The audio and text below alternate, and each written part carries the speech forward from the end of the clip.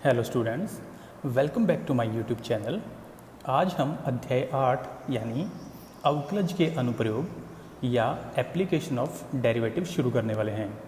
Last chapter में हमने derivative या डिफरेंशिएशन के बारे में सीख लिया है और इस अध्याय में हम उसी अवकलन की सहायता से अन्य महत्वपूर्ण कार्य भी सीखने वाले हैं।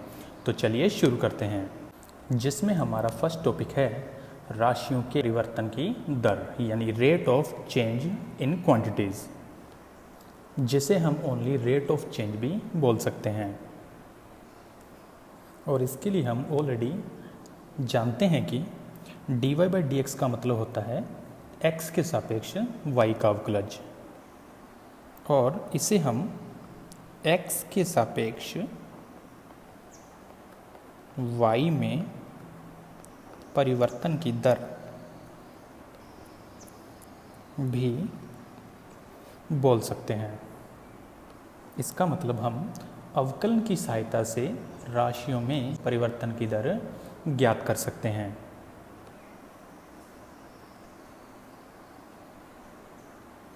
इसी प्रकार यदि dx बटे dt लिखा जाए तो इसको केवल x में परिवर्तन की दर भी बोल सकते हैं। अर्थात t के सापेक्ष कोई परिवर्तन की दर को केवल x में परिवर्तन की दर भी कह सकते हैं। इसका मतलब यदि केवल परिवर्तन की दर दी गई हो तो हमें यहाँ पर समझ लेना चाहिए कि वहाँ पर अवकलन t के सापेक्ष किया जा रहा है। अब इस पॉइंट को अच्छे से हल करने के लिए हम कुछ विशेष बातों का ध्यान रखेंगे, जो कि निम्न प्रकार है। जिसके अंदर फर्स्ट पॉइंट है कि यदि किसी राशि x में परिवर्तन की दर ज्ञात हो और हमें किसी अन्य राशि y में परिवर्तन की दर ज्ञात करनी हो तो सबसे पहले x और y के मध्य संबंध को ज्ञात करना चाहिए। इसका मतलब आपको क्वेश्चन में दो राशियां दी गई होंगी, जिनमें से एक में परिवर्तन की दर आपको ज्ञात होगी और दूसरे में आपको परिवर्तन की दर को ज्ञात करना होगा। तो सबसे पहले उन दो राशियों के मध्य आपको संबंध ज्ञात करना चाहिए। दूसरा इम्पोर्टेंट पॉइंट है इसमें कि हमें किस राशि के सापेक्ष अवकलन करना चाहिए। तो आपको क्वेश्चन में जिस राशि के सापेक्ष परिवर्तन की दर ज्ञात हो, पूरे क्वेश्चन के अंदर उसी के सापेक्ष आपको अवकलन करना चाहिए। नेक्स्ट इम्पोर्टेंट इसके अंदर है कि यदि कोई राशि बढ़ती है तो उसके अंदर रेट ऑफ चेंज हमेशा पॉजिटिव आएगा, अर्थात वृद्धि होने पर परिवर्तन हमेशा 0 से बड़ा होगा। कमी होने पर हमेशा परिवर्तन का मान लेस देन 0 होगा। और फोर्थ इम्पोर्टेंट पॉइंट इसके अंदर है कि आपको आयतन और पृष्ठीय क्षेत्रफल से संबंधित सभी सूत्रों को याद कर लेना चाहिए।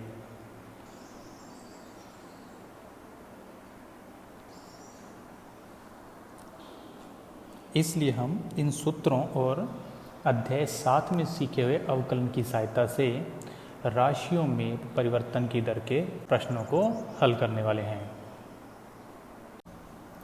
तो आइए अब शुरू करते हैं प्रश्नमाला 8.1, जिसमें क्वेश्चन नंबर 1 में वृत्त के क्षेत्रफल में परिवर्तन की दर हमें रेडियस r के सापेक्ष ज्ञात करनी है।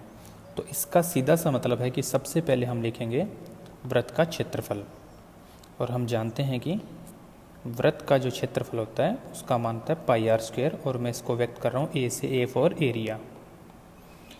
और इसका मतलब बन जाएगा यहाँ कि हमें इसका अवकलन करना है और हमें किसके सापेक्ष करना है, r के सापेक्ष। तो इस समीकरण का हमें r के सापेक्ष एक बार अवकलन करना है, जिससे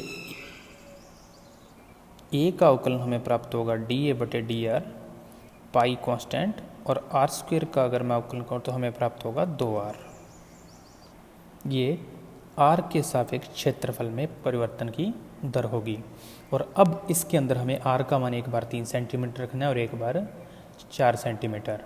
तो इस प्रकार यदि r का मान 3 सेंटीमीटर हो तो dA बटे dr का मान बन जाएगा 2 पाई गुणा में 3 यानी कि 6 पाई। और इसी प्रकार यदि r का मान 4 सेंटीमीटर हो तो dA/dr का मान बन जाएगा 2 पाई गुणा में 4 यानी कि 8 पाई। और यहाँ पर क्षेत्रफल और बटे में r है तो क्षेत्रफल की इकाई बन जाएगी सेंटीमीटर स्क्वायर और r की इकाई बन जाएगी सिर्फ सेंटीमीटर। तो इसका मतलब होगा 6 पाई सेंटीमीटर स्क्वायर बटे सेंटीमीटर। और यहाँ भी इसी प्रकार से सेंटीमीटर स्क्वायर बटे सेंटीमीटर, जो कि आपके क्वेश्चन का फाइनल आंसर होगा। तो मेन है इसके अंदर कि यदि आपको प्रश्न की भाषा समझ में आ जाए तो उससे ये पता लग जाएगा कि आपको किसके सापेक्ष एक बार अवकलन करना है। नेक्स्ट क्वेश्चन में लिखा गया कि एक कण एक वक्र y बराबर 2/3 x³ + 1 पर चलता है और वक्र पर हमें उन बिंदुओं को ज्ञात करना है जहां y निर्देशांक में परिवर्तन की दर x निर्देशांक में परिवर्तन की दर की दुगनी है। अब यहाँ पर एक बात सोचने वाली है कि यहाँ पर सिर्फ लिखा गया है परिवर्तन की दर, इसका मतलब इसमें किसी के भी सापेक्ष नहीं दिया गया है। तो ऐसी स्थिति में हम लोग समय यानी t के सापेक्ष ही अवकलन करते हैं। तो इस क्वेश्चन की शुरुआत करने के लिए सबसे पहले दिया गया वक्र है y बराबर 2/3 x³ + 1, जिसको नाम देते हैं समीकरण नंबर 1। और इसके साथ साथ हमें क्वेश्चन में दिया गया है कि जो इसकी भाषा लिखी हुई है कि y निर्देशांक परिवर्तन की दर, जिसका मतलब बनेगा dy/dt, और x निर्देशांक में परिवर्तन की दर यानी कि dx/dt, और इसकी दोगुनी दी गई है। तो ये आपको क्वेश्चन में गिवन है, जिसको नाम देते हैं समीकरण नंबर 2।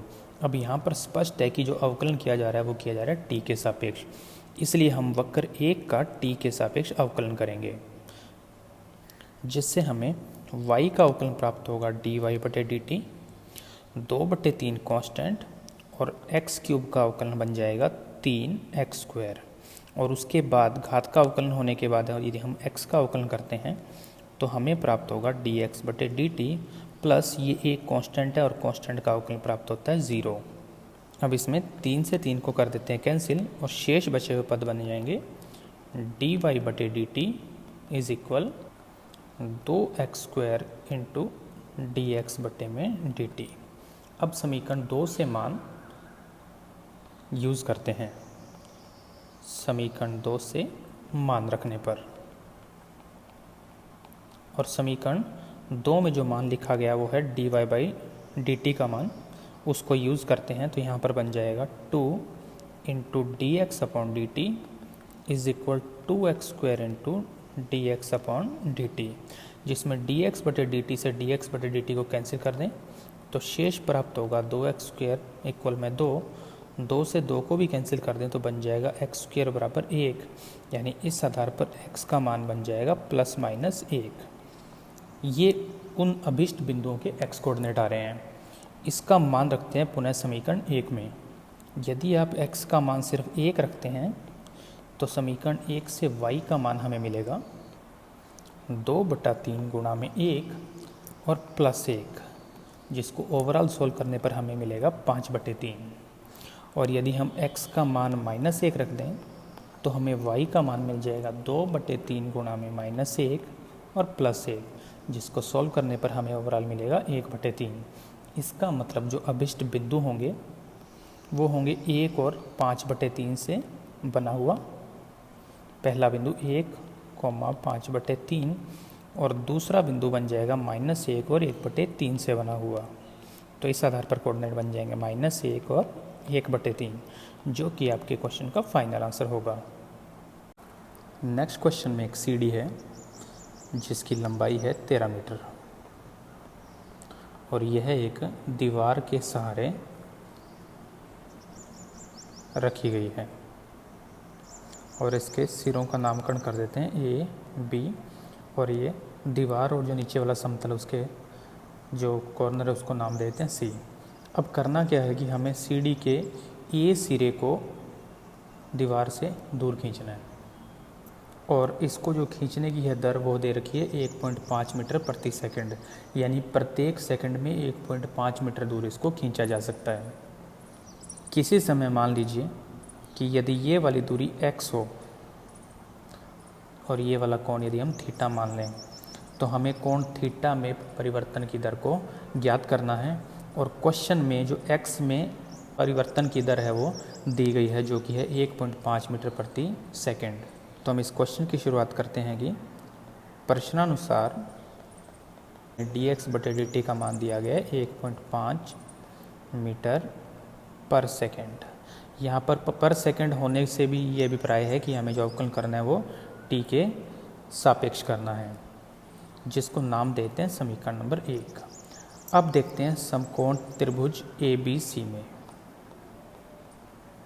हम लोग x और थीटा के मध्य ज्ञात करते हैं संबंध।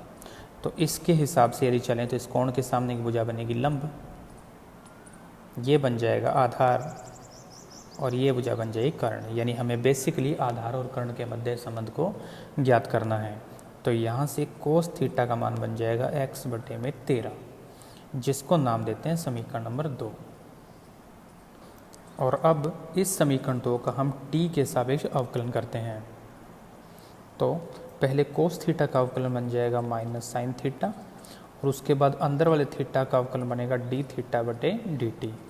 इक्वल में था x बटे में 13, जिसमें बटे वाला 13 कांस्टेंट और x का अवकलन बनेगा dx बटे में dt।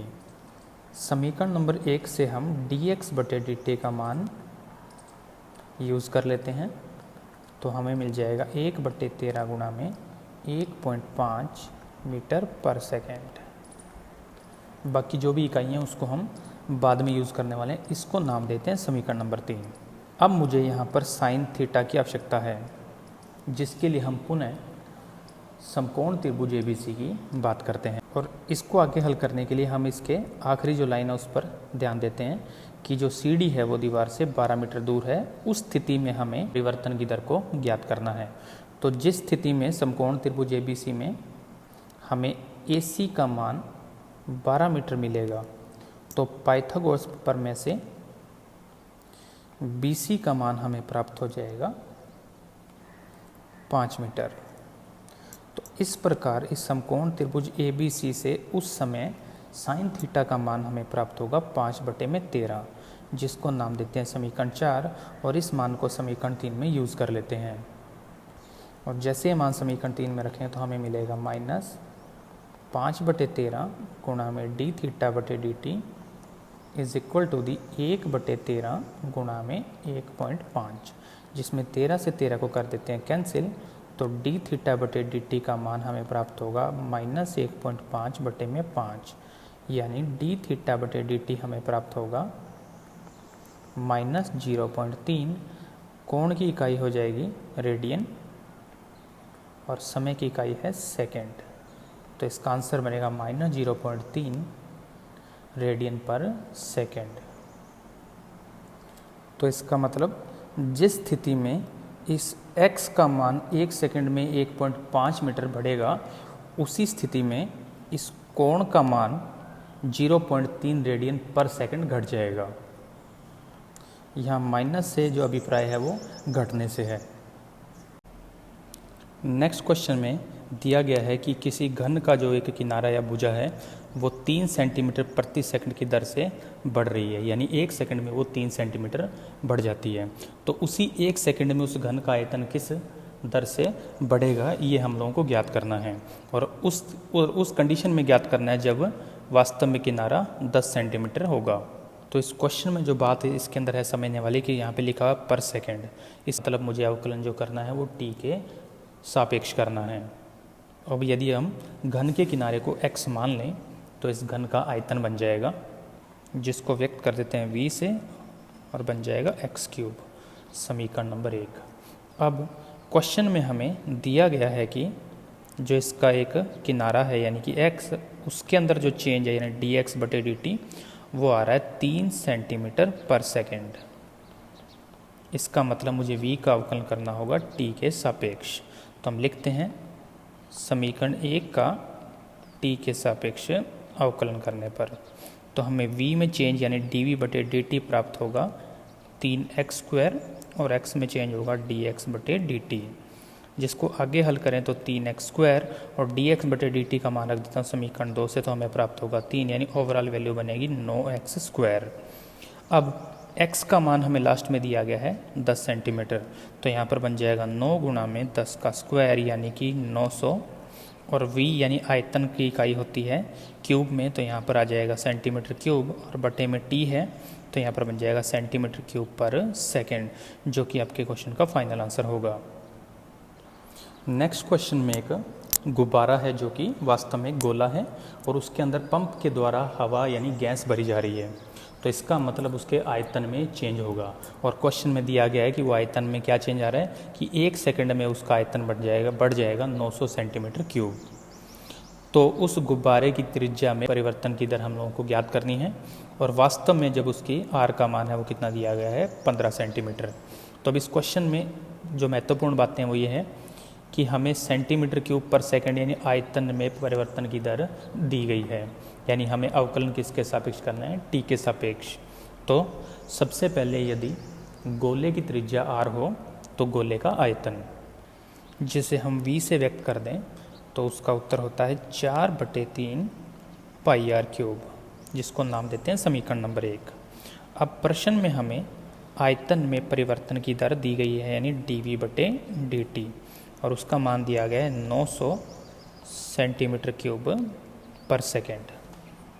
यहाँ एक बात नोटिस करने वाली और है कि उस गुब्बारे को फुलाया जा रहा है यानी उसके आयतन में वृद्धि हो रही है, इसलिए आप ध्यान से देखिए कि dv/dt का जो मान मैंने लिया उसका चिन्ह मैंने ले रखा है प्लस में, और यदि यही आयतन घटाया जाता तो यहाँ पर बन जाता माइनस। इसको नाम देते हैं समीकरण नंबर 2। अब इससे ये बात स्पष्ट है कि हमें जो अवकलन करना है वो t के सापेक्ष करना है, तो हम समीकरण 1 का t के सापेक्ष अवकलन कर देते हैं, जिससे हमें v का अवकलन प्राप्त होगा dv/dt 4/3 और पाई कांस्टेंट, और r क्यूब का अवकलन बनेगा 3r², और उसके बाद r का अवकलन बनेगा dr/dt, जिसमें 3 से 3 को कैंसिल कर दें तो ओवरऑल वैल्यू हमें मिलेगी dv/dt is equal to the 4 pi r² into dr/dt। अब dv/dt का मान हम लिख देते हैं समीकरण नंबर 2 से, जो कि दिया गया है 900, और यहाँ पर है 4 पाई, और r का मान उसने क्वेश्चन के अंत में दिया है कि r का मान हमें लेना है 15 सेंटीमीटर, तो यहाँ पर आ जाएगा 15 का स्क्वायर और इंटू dr/dt। इसको हल करें तो 900 इज इक्वल 4 गुणा पाई और 15 का स्क्वायर बन जाएगा 225 गुणा में dr/dt। अब यदि मुझे dr/dt का मान ज्ञात करना हो तो 900 में भाग लगेगा 4 पाई गुणा में 225 का, 4 और 225 का गुणा बन जाता है 900, तो ओवरऑल वैल्यू बचेगी 1/पाई। अब इकाई के लिए आप इस पर ध्यान दें तो ऊपर r है यानी कि रेडियस, जिसकी इकाई दे रखी है सेंटीमीटर, और बटे में है t यानी कि सेकंड में, तो इसका आंसर बनेगा dr/dt is equal to the 1 pi centimetre पर सेकेंड। इसका मतलब ये हुआ कि जिस 1 सेकंड में गोले का आयतन 900 सेंटीमीटर क्यूब बढ़ेगा, उसी 1 सेकंड के अंदर r का मान 1/पाई सेंटीमीटर बढ़ जाएगा, जो कि आपके क्वेश्चन का फाइनल आंसर है। नेक्स्ट क्वेश्चन में फिर से एक गुब्बारे की बात की जा रही है जो कि सदैव गोलाकार रहता है, यानी हमें इसमें एक गोले की ही बात करनी है, और जिसके व्यास का मान हमें दिया गया 3/2 गुणा में 2x + 1, यानी कि हम जानते हैं कि इससे प्रश्न अनुसार हमें व्यास का मतलब मिलेगा 2r, और उसका मान दिया गया 3/2 गुणा में 2x + 1, और यदि हम यहाँ से r का मान ज्ञात करें तो बन जाएगा 3/4 2x + 1, जिसको नाम देते हैं समीकरण 1। अब हमारे को क्वेश्चन में दिया गया आयतन, तो इसका मतलब हमें गोले के आयतन की आवश्यकता पड़ेगी। तो गोले का आयतन होता है जिसको व्यक्त करते हैं v से, और उसका मान बनता है 4/3 पाई r क्यूब। समीकरण 1 से मान रखने पर बन जाएगा 4/3 पाई, और r क्यूब का मान बनेगा 3 क्यूब बटे 4 क्यूब और 2x + 1 का क्यूब, जिसको आगे हल करने पर हमें v का मान प्राप्त होगा। 1 4 से 1 4 कैंसिल कर देंगे, 1 3 से 1 3 कैंसिल कर देंगे, तो 3 का स्क्वायर यानी 9 पाई और बटे 4 का स्क्वायर यानी 16, और साथ में है 2x + 1 का क्यूब, जिसको नाम देते हैं समीकरण नंबर 2। अब आगे क्वेश्चन को हल करने के लिए हम ध्यान से देखें तो यहाँ पर लिखा हुआ है कि आयतन में परिवर्तन की दर x के सापेक्ष ज्ञात कीजिए। इसका मतलब मुझे v का अवकलन करना है लेकिन x के सापेक्ष करना है। तो हम यहाँ लिखते हैं समीकरण 2 का x के सापेक्ष अवकलन करने पर, जिससे v का अवकलन प्राप्त होगा dv बटे में dx इज इक्वल 9 पाई और 16 कांस्टेंट बाहर। अब अंदर जो मान है वो है 2x प्लस 1 का क्यूब, जिसमें पहले घात का अवकलन करें तो घात आगे, बाकी बचेगा 2x प्लस 1 का स्क्वायर। उसके बाद अंदर वाला पद है 2x प्लस 1, जिसका अवकलन करेंगे तो 2 गुणा में 1 प्लस में 0, क्योंकि 2 कांस्टेंट है, x का अवकलन 1 और ये प्लस 1 का अवकलन बन जाएगा 0। तो इस आधार पर हमारे को ओवरऑल वैल्यू जो मिलने वाली है वो बन जाएगी 27 पाई, और इस 2 का अगर मैं 16 में भाग लगा दूं तो बट्टे में बन जाएगा 8, और यहाँ पर है 2x प्लस 1 का होल स्क्वायर, जो कि आपके क्वेश्चन का फाइनल आंसर होगा। नेक्स्ट क्वेश्चन के अंदर किसी वस्तु की x इकाइयों के उत्पादन के लिए जो कुल लागत है उसको cx से व्यक्त किया गया और उसकी समीकरण यहाँ पर दी गई है, जो कि स्पष्ट है कि x का एक फलन है। अब हमें सीमांत लागत को ज्ञात करना है जब वस्तु की 3 इकाइयाँ उत्पादित की जाती हैं, और इसमें जो सीमांत लागत का मतलब होगा वो cx का x के सापेक्ष एक बार अवकलन करने पर मिलेगा।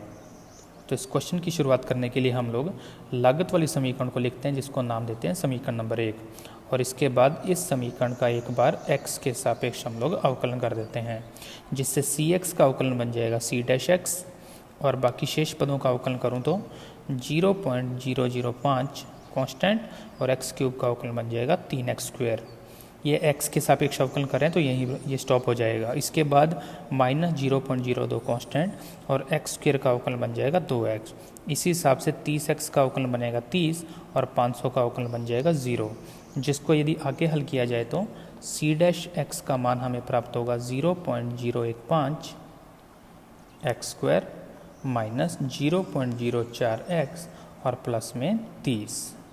और अब इस समीकरण में हमें x का मान रखना है 3, क्योंकि हमें 3 ही इकाइयों का उत्पादन करना है। तो x का मान 3 रखने पर c डैश 3 का मान हमें प्राप्त होगा 0.015 x स्क्वायर का मतलब 9 माइनस 0.04 गुणा में x का मतलब 3 और प्लस में 30, जिसको हल करने पर हमें प्राप्त होगा 0.135 माइनस 0.12 और प्लस में 30, जिसको ओवरऑल हल करने पर हमें प्राप्त होगा 30.015 या 30.02 लगभग, जो कि आपके क्वेश्चन का फाइनल आंसर होगा।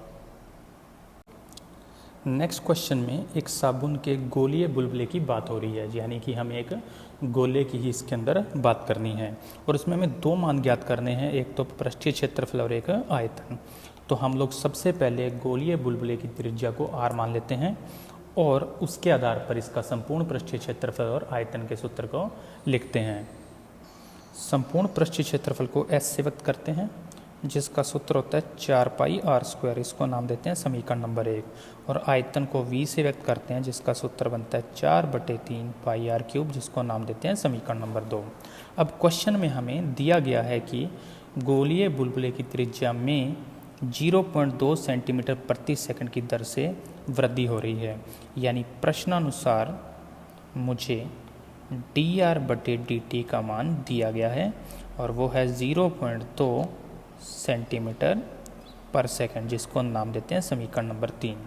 इसका मतलब ये हुआ कि हमें समीकरण नंबर 1 और 2 का अवकलन t के सापेक्ष करना है। तो इस एक क्वेश्चन में 2 क्वेश्चन हैं, तो हम लोग समीकरण 1 और 2 का t के सापेक्ष अवकलन करते हैं, जिसमें पहले समीकरण 1 में s का अवकलन बनेगा ds/dt, जिसमें लिखा हुआ है 4 पाई r स्क्वायर, जिसमें 4 और पाई कांस्टेंट, और r स्क्वायर का अवकलन बन जाएगा 2r, और उसके साथ साथ r का अवकलन बनेगा dr/dt, जिसको हल करने पर ds/dt का मान हमें प्राप्त होगा 8 पाई r इंटू dr/dt। इसी प्रकार v का अवकलन करें तो dv/dt, जिसमें 4/3 और पाई कांस्टेंट और r क्यूब का बन जाएगा 3r स्क्वायर, और r का अवकलन प्राप्त होगा dr/dt, जिसको हल करने पर dv/dt का मान हमें मिलने वाला है 3 से 3 कैंसिल 4πr² इंटू dr/dt। अब हम इस ds/dt और dv/dt में समीकरण नंबर 3 से dr/dt का मान रखते हैं जो है 0.2। तो यह इस आधार पर ds/dt का मान हमें प्राप्त होगा 8πr इंटू 0.2 और dv/dt का मान प्राप्त होगा 4πr² इंटू 0.2। अब क्वेश्चन में पृष्ठीय क्षेत्रफल वाली बात के लिए उसने r का मान दिया है 7 सेंटीमीटर, तो इसमें तो r का मान रख देंगे 7 सेंटीमीटर। और जब आयतन में चेंज की बात होती है तो उसने r का मान दिया है 5 सेंटीमीटर। ये मान इन दोनों इक्वेशन के अंदर पुट करते हैं, जिससे हमें ds/dt का मान मिलने वाला है 8 पाई, r का मान 7 और उसके साथ है 0.2। इसी प्रकार dv/dt में जो मान मिलने वाला वो है 4πr² का मतलब 5 का स्क्वायर 25 और गुणा में dr/dt का मान है 0.2। इसको आगे हल करने के लिए हम लोग ds/dt का मान ज्ञात करते हैं 8, पाई का मान 22/7, 7 और 0.2, जिसमें 7 से 7 कैंसिल, बाकी सभी का मल्टीप्लाई करने पर हमें उत्तर प्राप्त होगा 35.2, जो कि ds/dt का मान है। s का मतलब पृष्ठीय क्षेत्रफल और क्षेत्रफल की इकाई होती है वर्ग में, तो यहाँ पर बन जाएगा सेंटीमीटर स्क्वायर पर सेकेंड।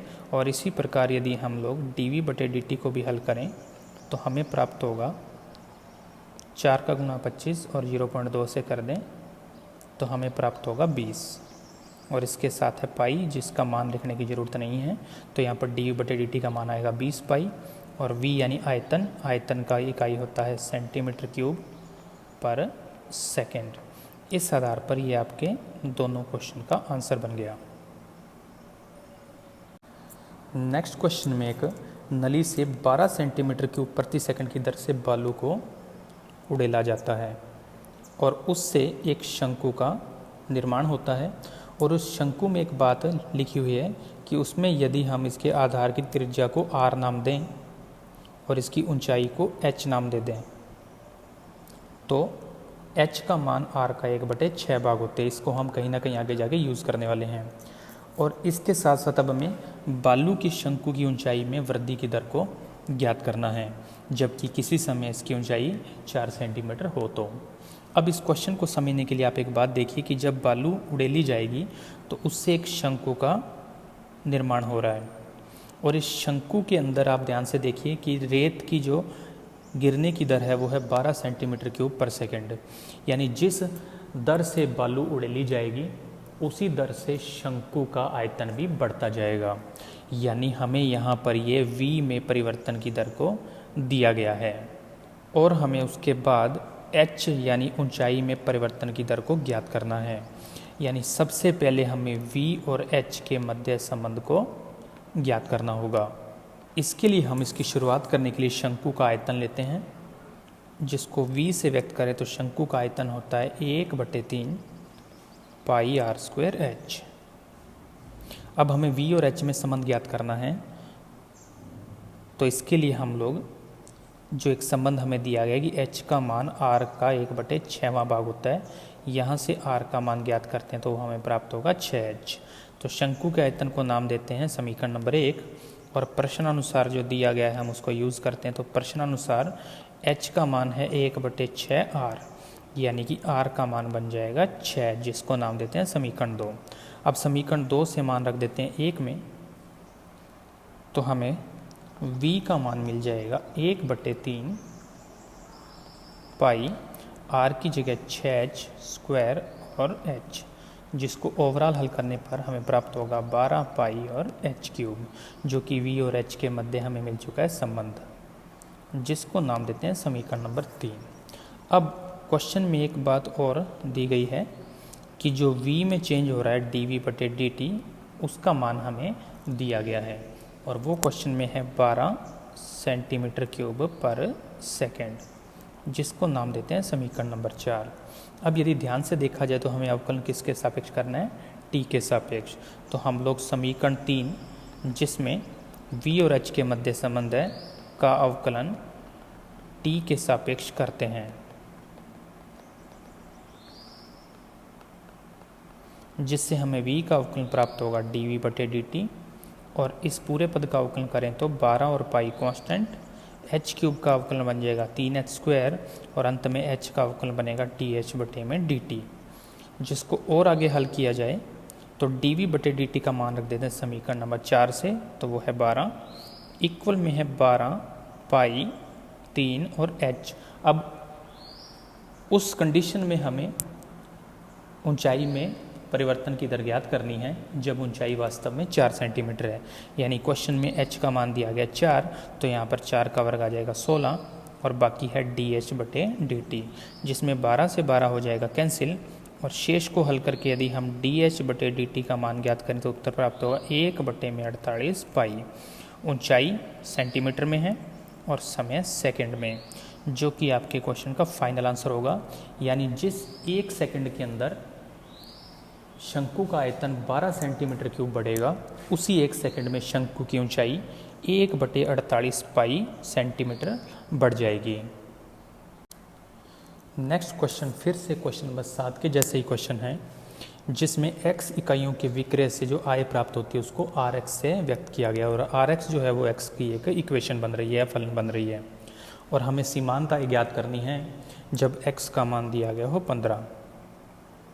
तो इस कंडीशन में हम लोग rx का जो अवकलन करने वाले हैं वो x के सापेक्ष करने वाले हैं, और अंत में हम x का मान रख देंगे 15। तो इस क्वेश्चन की शुरुआत करने के लिए सबसे पहले लिखते हैं आय की समीकरण, जिसको नाम देते हैं समीकरण नंबर 1, और इसका अवकलन कर देते हैं x के सापेक्ष। जब इसका अवकलन x के सापेक्ष कर देते हैं तो rx का अवकलन बन जाएगा r'(x), शेष बन जाएगा 26x प्लस में 26, जिसमें x का मान रख देते हैं 15। तो यहाँ हमें मिलेगा 26 गुणा में 15 प्लस में 26, यानी कि ओवरऑल वैल्यू जो हमें इससे मिलने वाली है वो है 416, जो कि आपके क्वेश्चन का फाइनल आंसर होगा। नेक्स्ट जो हमारे पास एग्जांपल है उसमें लिखा गया है कि गोले के आयतन परिवर्तन की दर को इसके पृष्ठीय क्षेत्रफल के सापेक्ष ज्ञात कीजिए। यानी यदि इसका आयतन v हो और पृष्ठीय क्षेत्रफल s हो तो हमें dv/ds का मान ज्ञात करना है। इसके लिए हम इसके जो इसकी रेडियस है उसको मान लेते हैं r। इस आधार पर इसका आयतन v और पृष्ठीय क्षेत्रफल s के सूत्र कुछ इस प्रकार बनेंगे, जिनको नाम देते हैं समीकरण नंबर 1 और 2। अब ध्यान से देखिए कि v और s दोनों ही r के फलन हैं, अतः हम v और s का अवकलन r के सापेक्ष कर देते हैं, जिससे हमें v का अवकलन प्राप्त होगा dv/dr 4/3 और पाई कांस्टेंट, और r³ का अवकलन बन जाएगा 3r²। इसी आधार पर यदि हम s का अवकलन करें तो ds/dr 4 और पाई कांस्टेंट और r² का अवकलन बन जाएगा 2r, जिनको आगे हल करने पर हमें dv/dr का मान प्राप्त होगा 3 से 3 कैंसिल, यानी 4 पाई r², समीकरण नंबर 3। और इसी हिसाब से ds/dr का मान हमें प्राप्त होगा 8 पाई और r, जिसको नाम देते हैं समीकरण नंबर 4। अब यदि आप ध्यान से देखें तो समीकरण 3 और 4 का भाग देने पर हमें dv/ds का मान मिल जाएगा। तो इसके लिए हम समीकरण 3 में 4 का भाग देते हैं, तो हमें प्राप्त होगा dv/dr upon ds/dr is equal to the, हमें मिलेगा 4 पाई r² बटे में 8 पाई और r, जिसको हल करने पर हमें प्राप्त होगा r/2, और लेफ्ट हैंड साइड में हमें मिल जाएगा dv/ds इज इक्वल है r/2। अब अंत में क्वेश्चन को हल करने के लिए r का मान दिया गया 2 सेंटीमीटर, तो क्वेश्चन में r का मान 2 सेंटीमीटर रखते ही 2/2 यानी उत्तर बन जाएगा 1, जो कि आपके क्वेश्चन का फाइनल आंसर होगा, और ये आंसर आएगा सेंटीमीटर में। नेक्स्ट एग्जांपल में दीवार के सहारे एक 10 मीटर लंबी सीढ़ी को रखा गया है, और इसका ये वाला सिरा जिसको नाम देते हैं A, इसको ज़मीन के सहारे सारे खींचा जाता है 1.2 मीटर पर सेकंड की दर से। तो हमें ये ज्ञात करना है कि सी डी का ये ऊपरा सिरा यानी जिसको नाम दें बी, ये किस दर से नीचे की तरफ फिसलेगा। इसको हल करने के लिए हम मान लेते हैं कि किसी समय सिरा ए दीवार जिसका कोणा हम सी ले लेते हैं उससे x मीटर की दूरी पे है। तो हमें वास्तव में प्रश्न में dx बटे dt का मान दिया गया है जो कि है 1.2 मीटर पर सेकेंड। और मान लेते हैं इस समय सी डी का ऊपरा सिरा दीवार पर y मीटर की दूरी पर है। तो हमें वास्तव में dy बटे dt का मान ज्ञात करना है, यानी dx बटे dt दिया गया है और dy बटे dt को ज्ञात करना है। इसके लिए सबसे पहले हम x और y के मध्य संबंध को ज्ञात करते हैं। और यदि हम ध्यान से देखें तो समकोण त्रिभुज ABC इसके अंदर बन रहा है। तो x और y में संबंध के लिए समकोण त्रिभुज ABC में पाइथागोरस प्रमेय से, जिसमें आधार स्क्वायर प्लस लंब स्क्वायर का मान बन जाएगा कर्ण स्क्वायर के इक्वल, यानी overall x square plus y square का मान बन जाएगा 100, जिसको नाम देते हैं समीकरण नंबर 1। अब क्वेश्चन में जो दिया गया है यानी कि प्रश्नानुसार वो है x में चेंज यानी dx बटे dt और उसका मान है 1.2 मीटर पर सेकंड, जिसको नाम देते हैं समीकरण नंबर 2। इसका मतलब ये हुआ कि हमें समीकरण 1 का t के सापेक्षी अवकलन करना है। तो हम लोग समीकरण 1 का t के सापेक्ष अवकलन करते हैं, जिससे हमें x स्क्वायर का अवकलन प्राप्त होगा 2x और dx बटे में dt प्लस y स्क्वायर का अवकलन प्राप्त होगा 2y और dy बटे में dt इज इक्वल 100, यानी कांस्टेंट जिसका अवकलन बन जाएगा 0। 2 से भाग लगाएं तो x dx बटे dt प्लस y dy बटे dt इज इक्वल प्राप्त होगा 0। अब इस क्वेश्चन को आगे सॉल्व करने के लिए उसने फिर से एक हिंट दी है कि इसी समकोण त्रिभुज में यानी ABC में CD का मान दिया हुआ है 10 मीटर और जिस स्थिति में हम लोगों को मान ज्ञात करना है उसमें x का मान यानी कि जो आधार है उसका मान दे रखा है 6 मीटर। तो इस आधार पर पाइथागोरस प्रमेय से यहाँ मान बन जाएगा 8 मीटर। तो ये x y के मान होंगे और क्वेश्चन के अंदर हमें dx बटे dt का मान भी दिया गया है। तो ये सारे मान इस समीकरण के अंदर अगर हम यूज़ करें तो x की जगह 6, dx बटे dt की जगह 1.2 और y की जगह 8 और dy बटे dt का मान हम लोगों को क्वेश्चन में ज्ञात करना है। इस आधार पर हम लोग यदि समीकरण को हल करें तो dy बटे dt का मान हमें प्राप्त होगा -7.2 बटे में 8 यानी -0.9। y का मतलब है दीवार की ऊंचाई यानी मीटर में, तो ये मीटर और पर सेकेंड, जो कि आपके क्वेश्चन का फाइनल आंसर होगा।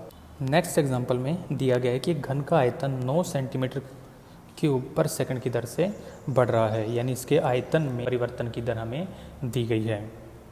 तो पहले हम बात करते हैं घन के आयतन की। यदि इसकी भुजा को हम x मान लें तो v इक्वल होगा x क्यूब, जिसको नाम देते हैं समीकरण नंबर 1। अब यदि मैं यहाँ पर ध्यान से देखूँ तो यहाँ पर देखिए बटे में सेकंड है, यानी इसका अवकलन मुझे समय t के सापेक्ष करना है।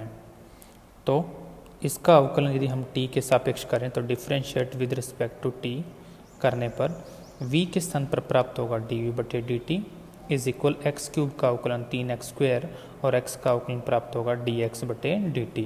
अब क्वेश्चन के अंदर dv बटे dt का मान दिया गया 9 सेंटीमीटर क्यूब पर सेकंड, तो यहाँ पर आएगा 9, 3 और x स्क्वायर का मान क्वेश्चन में दिया है, यानी x का मान यानी कोर की लंबाई दी गई है 10 सेंटीमीटर, तो यहाँ पर बन जाएगा 10 का स्क्वायर इंटू में dx बटे में dt।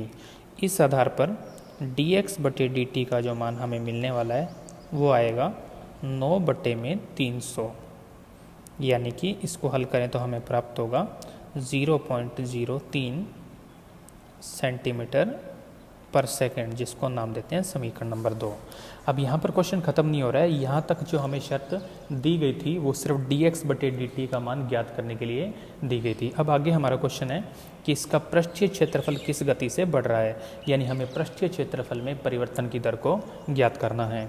तो पहले हम घन का पृष्ठीय क्षेत्रफल लिखते हैं, जिसका सूत्र होगा s इक्वल में 6x स्क्वायर, क्योंकि हमने इसकी कोर या भुजा को x मान रखा है। अब हम इसका अवकलन कर देते हैं t के सापेक्ष, तो ds बटे dt का मान बन जाएगा 12x और x का अवकलन बन जाएगा dx बटे में dt। अब यहाँ पर x का मान रख देते हैं 10, क्योंकि कोर की जो लंबाई दी गई है वो दी गई है 10 सेंटीमीटर, और dx बटे dt का मान समीकरण 2 से लिखते हैं जो कि है 0.03। तो ओवरऑल इसको हल करने पर हमें प्राप्त होगा 3.6 सेंटीमीटर स्क्वायर पर सेकेंड, जो कि वास्तव में पृष्ठीय क्षेत्रफल में परिवर्तन की दर होगा और आपका फाइनल आंसर है। नेक्स्ट जो अपना एग्जाम्पल है वो इससे पिछले वाले एग्जाम्पल नंबर 3 के जैसा ही है, बस थोड़ा सा फर्क है कि वहाँ पर हमें पहले आयतन में परिवर्तन की दर को देकर पृष्ठीय क्षेत्रफल में परिवर्तन की दर को ज्ञात करने को कहा गया था, जबकि इस एग्जाम्पल नंबर 4 में हमें पृष्ठीय क्षेत्रफल परिवर्तन की दर को दिया गया है और उसके बाद हमें आयतन में परिवर्तन की दर को ज्ञात करना है। तो इस क्वेश्चन को ठीक पिछले एग्जाम्पल की तरह ही हल करते हैं। सबसे पहले हम मान लेते हैं कि बुलबुला जो कि गोलीय रूप में है उसकी जो त्रिज्या है वो r है। तो इस आधार पर गोले का पृष्ठीय क्षेत्रफल जिसको व्यक्त करते हैं s से, जो कि बन जाएगा 4 पाई r², जिसको नाम देते हैं समीकरण नंबर 1। अब यदि आप ध्यान दें तो यहाँ पर लिखा हुआ है सेंटीमीटर स्क्वायर पर सेकेंड, जिसका मतलब है हमें t के सापेक्ष इसका अवकलन करना है। तो इसका यदि हम t के सापेक्ष अवकलन करें तो ds बटे dt और इक्वल बन जाएगा 8 पाई r और r का अवकलन होगा dr बटे dt।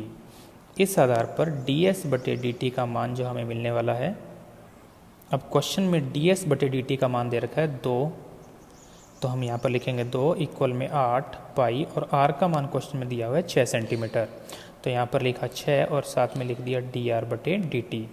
इसको हल करने पर हमें dr बटे dt का मान मिल जाएगा जो कि होगा 1 बटे में 24 पाई और ये होगा सेंटीमीटर पर सेकेंड में, जिसको नाम देते हैं समीकरण नंबर 2। तो वास्तव में हमें पहली शर्त से dr बटे dt का मान ज्ञात करना है और उसकी सहायता से हम बुलबुले के आयतन में परिवर्तन की दर को ज्ञात करेंगे। इसके बाद हम बात करते हैं बुलबुले यानी गोले के आयतन की, जिसको व्यक्त करते हैं v से, तो बन जाएगा 4 बटे 3 पाई r³ और इसका अवकलन भी हम लोग करते हैं t के सापेक्ष, तो हमें प्राप्त होगा dv बटे dt इज इक्वल 4 पाई बटे 3 और r³ का अवकलन बन जाएगा 3r² और r का अवकलन dr बटे dt, जिसको हल करने के लिए 3 को 3 से कैंसिल करते हैं तो शेष बचेगा 4 पाई। r का मान क्वेश्चन में दिया गया है 6, तो यहाँ पर बन जाएगा 36 और dr बटे dt का मान समीकरण 2 से लिखते हैं तो 1 बटे 24 पाई, जिसको यदि आगे हल करें तो पाई से पाई कैंसिल, ये मान हमें अंत में प्राप्त होगा dv बटे dt का, और इसको आगे हल करने पर हमें प्राप्त होगा 6 और आयतन की इकाई होती है सेंटीमीटर क्यूब और बटे में t है यानी कि पर सेकंड, जो कि आपके क्वेश्चन का फाइनल आंसर होगा। नेक्स्ट एग्जांपल में एक आयत की बात की जा रही है जिसकी लंबाई को x से और चौड़ाई को y से व्यक्त किया गया है और इसके साथ साथ ये भी दिया गया है कि इसकी लंबाई 3 सेंटीमीटर प्रति सेकंड की दर से घट रही है और जबकि इसकी चौड़ाई 2 सेंटीमीटर प्रति सेकंड की दर से बढ़ रही है। यानी हमें प्रश्नानुसार x में परिवर्तन की दर यानी कि dx बटे dt का मान दिया गया है -3 सेंटीमीटर पर सेकेंड, क्योंकि ये घट रही है, और इसके साथ साथ y में परिवर्तन की दर dy बटे dt का मान दिया गया है 2 सेंटीमीटर पर सेकेंड। इसको ओवरऑल नाम देते हैं समीकरण नंबर 1। अब इस आधार पर जब आयत की लंबाई x और चौड़ाई y है तो हमें आयत के परिमाप और क्षेत्रफल के बारे में बात करनी है। तो सबसे पहले हम परिमाप और क्षेत्रफल को सूत्रों की सहायता से ज्ञात कर लेते हैं। तो आयत का परिमाप जिसको हम p से व्यक्त करते हैं वो होगा 2 गुणा में x प्लस y, समीकरण नंबर 2, और क्षेत्रफल हम इस व्यक्त कर लेते हैं a से, जो कि बन जाएगा x गुणा में y, जिसको नाम देते हैं समीकरण नंबर 3। और हमें अंत में इन दोनों में परिवर्तन की दर को ज्ञात करना है और उसके लिए हमें दोनों का अवकलन t के सापेक्ष करना होगा, यानी समीकरण 2 और 3 का अवकलन हम t के सापेक्ष करते हैं, जिससे हमें p का अवकलन प्राप्त होगा dp बटे dt is equal to the 2 constant और x का अवकलन dx बटे dt, y का अवकलन dy बटे dt। इसी प्रकार यदि हम क्षेत्रफल का अवकलन करें तो dA बटे dt, जो कि x गुणा y दो फलनों का गुणनफल है, तो u इंटू वी से इसका अवकलन बनेगा x dy बटे dt plus y into D x बटे में dt। अब क्वेश्चन में हमें dx बटे dt के मान दिए गए हैं, जो कि हमने समीकरण नंबर 1 में लिखे हैं। इस आधार पर dp/dt का मान आएगा 2 गुणा में -3 + 2, जिसको आगे हल करने पर हमें dp/dt का मान मिल जाएगा -2 सेंटीमीटर पर सेकेंड। ये आपके एक क्वेश्चन का आंसर बन गया। अब बात करते हैं dA/dt की। इसको हल करने के लिए क्वेश्चन में x का मान दिया गया है 12, dy/dt का मान 2, y का मान दिया गया है 6 और dx/dt का मान -3, जिसको हल करने पर हमें मिलेगा 24 - 18 यानी कि 6, और ये बन जाएगा क्षेत्रफल यानी सेंटीमीटर स्क्वायर पर सेकेंड, जो कि आपके क्वेश्चन के फाइनल आंसर होंगे। Next example number 6 most important example है, जिसमें एक शंकु के आकार की कीप है, जिसके यहाँ पर एक छेद किया गया है और इससे पानी बूंद बूंद करके बाहर गिर रहा है, और उसके गिरने की जो है दर वो दी हुई है 4 सेंटीमीटर क्यूब पर सेकेंड। इसका मतलब इस शंकु के अंदर जो पानी है उसका आयतन धीरे धीरे घट रहा है। यानी हमें इस क्वेश्चन के अंदर शंकु के आयतन में परिवर्तन की दर दी गई है, जो कि ये 4 सेंटीमीटर क्यूब पर सेकेंड, और साथ में माइनस लगाना पड़ेगा क्योंकि धीरे धीरे शंकु का आयतन घट रहा है। अब इसके अगर हमें शंकु का आयतन ज्ञात करना है तो उसके लिए हमें आर और एच की आवश्यकता होती है, और आर और एच के बारे में बात ना करके इस क्वेश्चन के अंदर आपको शंकु का अर्धशीर्ष कोण दिया गया है 60 डिग्री, और हमें इसके तिर्यक ऊंचाई जिसको हम नाम देते हैं एल, उसके घटने की दर यानी dl/dt को ज्ञात करना है। अब इस क्वेश्चन को आगे हल करने के लिए हम सबसे पहले v और l के मध्य संबंध को ज्ञात करेंगे। तो शुरुआत करते हैं शंकु का जो आयतन है उससे, जिसको व्यक्त करते हैं v से, और बन जाएगा 1/3 पाई r² और h, जिसको नाम देते हैं समीकरण नंबर 1। अब शंकु के अंदर एक समकोण त्रिभुज बन रहा है जिसको नाम देते हैं ए बी और सी। यहाँ पर कोण बन जाएगा 90 डिग्री, जिसमें एक भुजा L और एक कोण 60 डिग्री हमें दिया गया है, और इसके आधार पर हमें दो अन्य भुजाएं H और R का मान ज्ञात करना है। तो हम लिखेंगे समकोण त्रिभुज ए बी सी में, जिससे हम पहले R/L का मान ज्ञात करते हैं, जो कि बन जाएगा साइन, और कोण है 60 डिग्री, और साइन 60 का मान होता है √3/2। इस आधार पर हमें R का मान प्राप्त होगा √3/2 और L, जिसको नाम देते हैं समीकरण नंबर 2। इसी प्रकार हम लोग H/L का मान ज्ञात करते हैं, जो कि बन जाएगा कोस, और कोण है 60 डिग्री, और कोस 60 का मान होता है 1/2, जिससे ऊंचाई h का मान बन जाएगा L/2, जिसको नाम देते हैं समीकरण नंबर 3। और ये हमने इसलिए किया है क्योंकि v के अंदर हमें प्राप्त हो रहा है r और h, जबकि हमें v और l के मध्य संबंध को ज्ञात करना है। इसलिए हमने r और h का जो मान है उसको l के पदों में ज्ञात किया है। अब समीकरण 2 और 3 से मान रख देते हैं समीकरण 1 में, जिससे हमें v का मान प्राप्त होगा 1/3 पाई, r² का मतलब बन जाएगा 3/4 और l², और h का मतलब है l/2, जिसको यदि हम पुनः हल करें तो हमें उत्तर प्राप्त होगा π/8 और l³, और इसको नाम देते हैं समीकरण नंबर 4, जो कि v और l के मध्य हमें प्राप्त हो रहा है संबंध।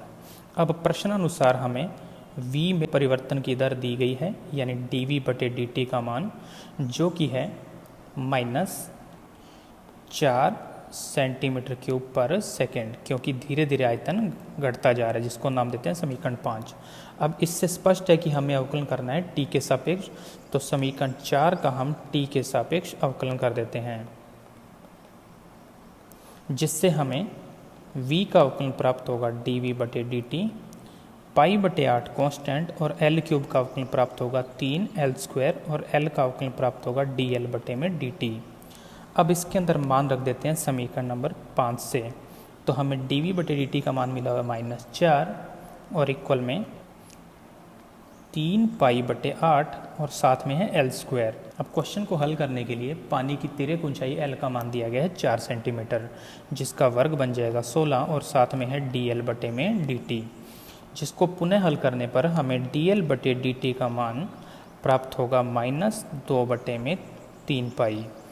L का मतलब ऊंचाई यानी लंबाई थी, तो सेंटीमीटर पर सेकेंड, जो कि आपके क्वेश्चन का फाइनल आंसर होगा। तो इस प्रकार हमने इसके उदाहरणों को भी हल कर लिया है और इसी के साथ ही आपकी प्रश्नमाला 8.1 पूर्ण होती है। अगले वीडियो के साथ जल्दी मुलाकात होगी। धन्यवाद।